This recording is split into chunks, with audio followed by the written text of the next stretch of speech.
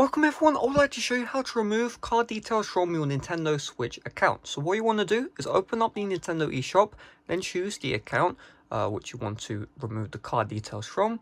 And then the Nintendo eShop should open up.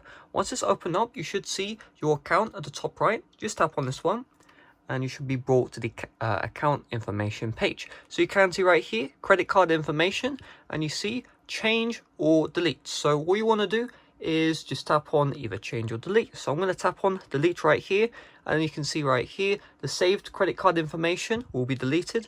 We'll just tap on delete, and boom, just like that, you can see no more credit card information is linked to my account. So really, that's all there is to it. Hopefully this video did help you out. If it did, make sure to smash like, subscribe if you're brand new. Check out my playlist, it should be on the end screens right now. If you don't see the end screens, it's in the description for a bunch of Nintendo Switch tips and tricks. I can guarantee that there's a video in there with a tips and trick which you don't know, so make sure to check out that playlist. It's on the end screens or in the description down below. Make sure to leave a like if you haven't already. Subscribe if you're brand new. See you guys later. Bye bye.